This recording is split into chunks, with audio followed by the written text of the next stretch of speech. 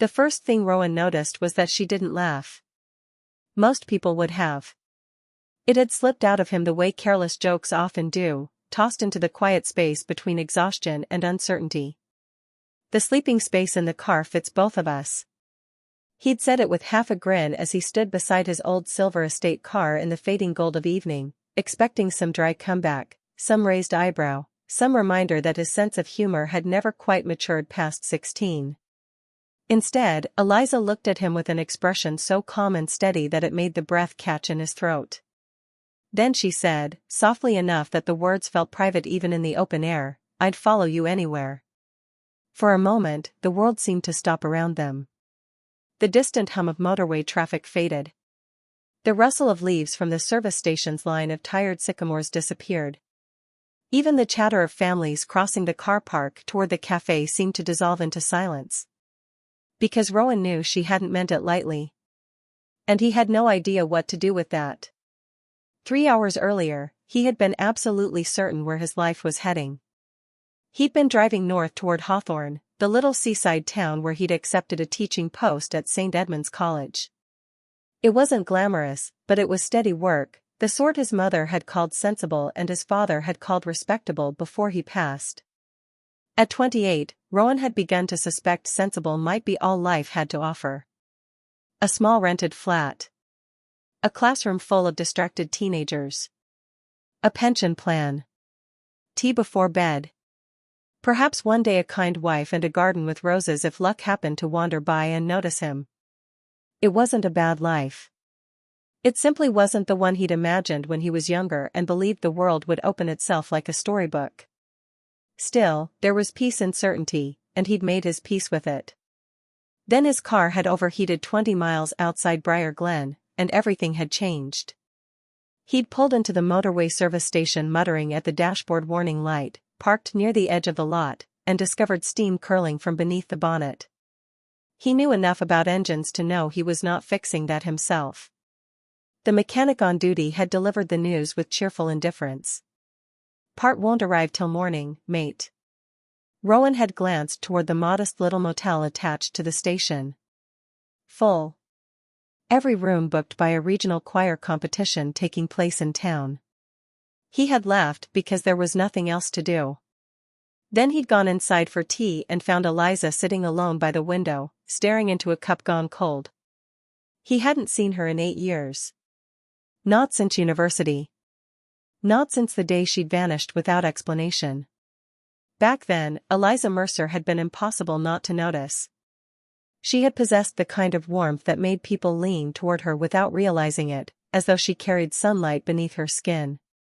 She'd studied literature while Rowan muddled through history, and they'd spent 2 years orbiting one another in libraries, cafes, late-night campus walks, and accidental conversations that somehow lasted hours. He had loved her. Quietly.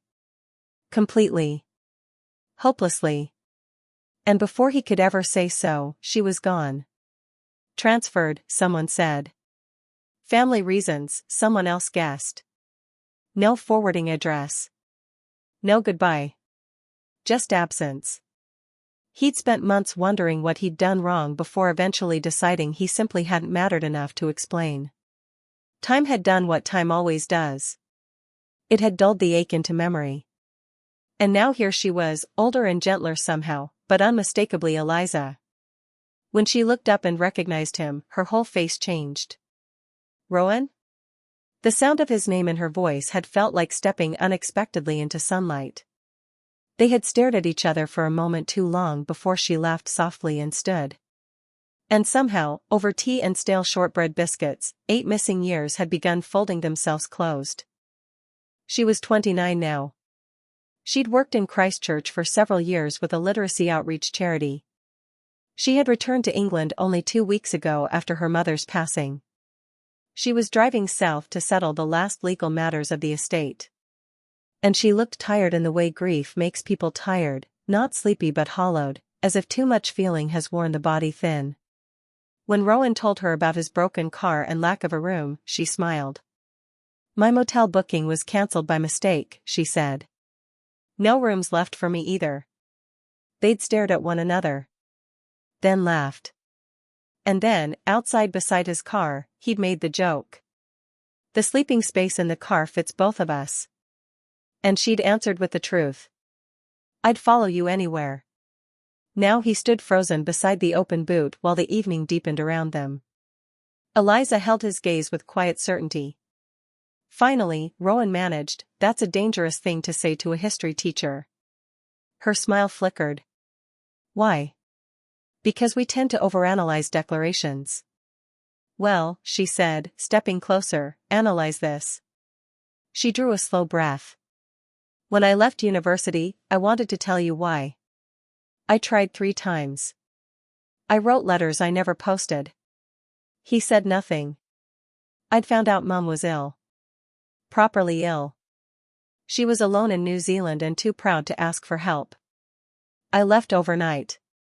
Understanding hit him with startling force. Oh. She nodded. At first I thought I'd return in weeks. Then treatment stretched into months, then years. By the time life steadied, it felt too late to explain. It wasn't. I know that now. Her eyes shone, not with tears exactly, but with all the emotion tears often fail to carry. There was something else too. Rowan's chest tightened. Eliza. I loved you, she said simply. The words landed without drama, without performance, and because of that they struck deeper. She gave a small, uneven laugh. Terrible timing, really. He stared at her. For 8 years he'd imagined hearing those words and had always pictured some cinematic rush of certainty. Instead, what he felt was quieter. Like something broken carefully setting itself right. I loved you too, he said. Her eyes closed briefly. When they opened, she smiled. I hoped that might be true. The motorway hissed in the distance. A child somewhere laughed. A gull wheeled overhead, absurdly far from sea. And Rowan realized life was not opening like a storybook after all. It was unfolding like something better, messy and surprising and real. Well, he said after a moment, voice unsteady, this is inconvenient. She laughed, bright and genuine. Because? Because now I have to work out whether sharing a car overnight counts as romantic or deeply impractical. Perhaps both. He grinned. And for the first time in years, hope felt simple.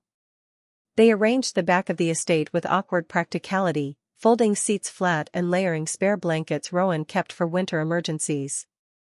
It wasn't spacious, but it was enough. The service station cafe stayed open all night, and after setting things up they went inside for another tea. Hours slipped by as they talked.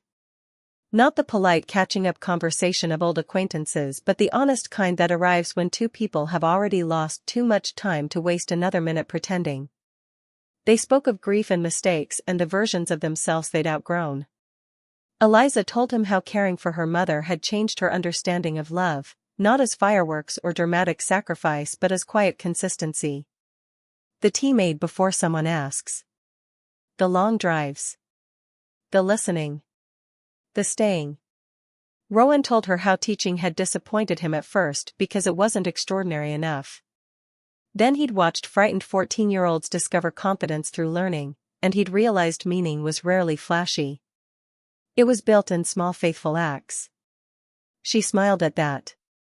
That sounds like you. What does? Finding nobility in ordinary things. He laughed. Not exactly the description teenage Rowan wanted. No, she agreed warmly. He probably wanted adventure. And what do 29-year-old Elizas want? Her gaze held his. Home. Something about the way she said it made his throat tighten. Later, near midnight, they returned to the car. The air had cooled. The stars above Briar Glen were surprisingly clear.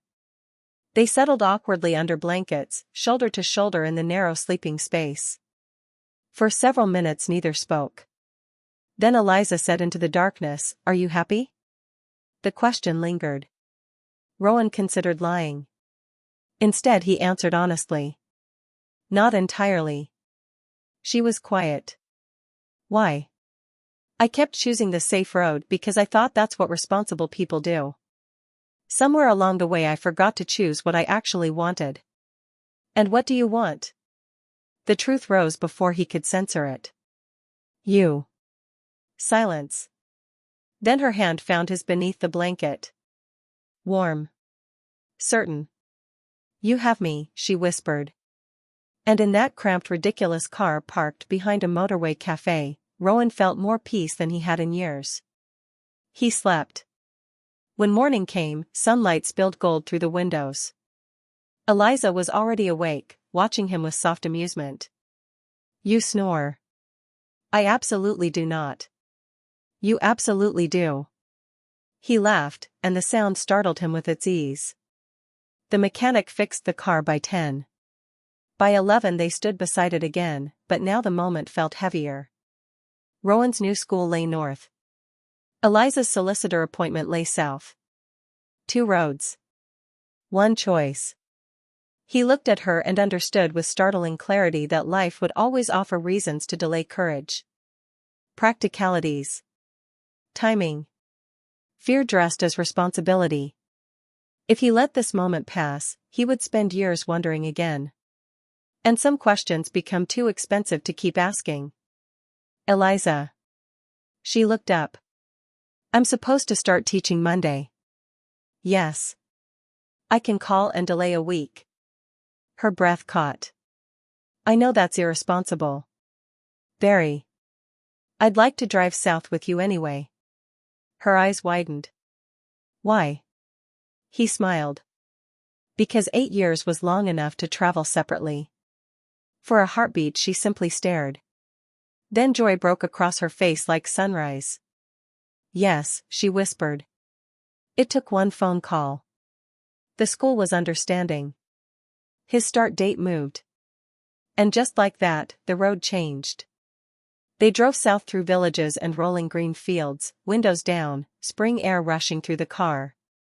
They stopped for lunch at a roadside bakery and ate warm sausage rolls on a bench overlooking sheep-dotted hills. They talked and laughed and occasionally sat in companionable silence so natural it felt practiced. At dusk they reached the little village where Eliza's mother had lived her final months.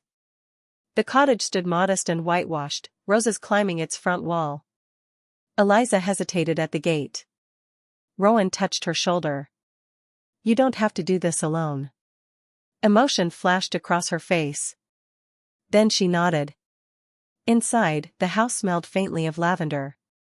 Everything remained lovingly neat. On the mantel stood framed photographs. One caught Rowan's eye. A picture of younger Eliza at university. Holding a letter. He looked closer. His handwriting covered the envelope. He turned to her. You kept it? Her expression softened. Every letter you sent after I left. You never answered. I couldn't. Why? She looked toward the window where evening light spilled gently across the room.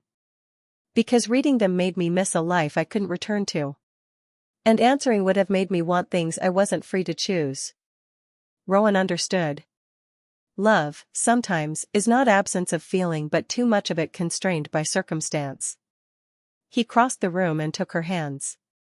Well, he said softly, circumstances have changed. Tears brimmed at last. She laughed through them. Yes. They have. And there, in her mother's quiet sitting room with sunlight fading and memory surrounding them like blessing, he kissed her. It was not dramatic. No orchestral swell. No thunderous revelation.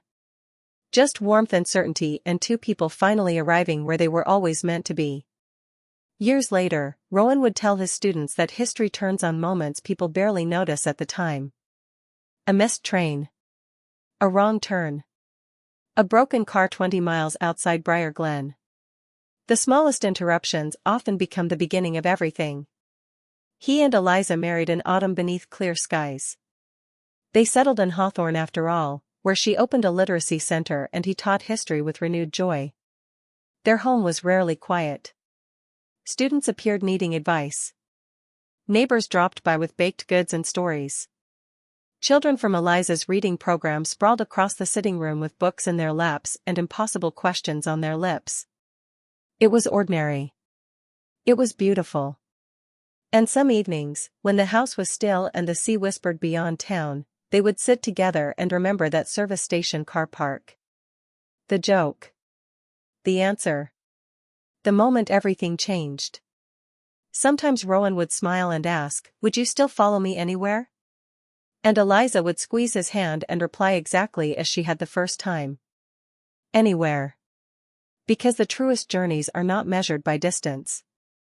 They are measured by who walks beside you.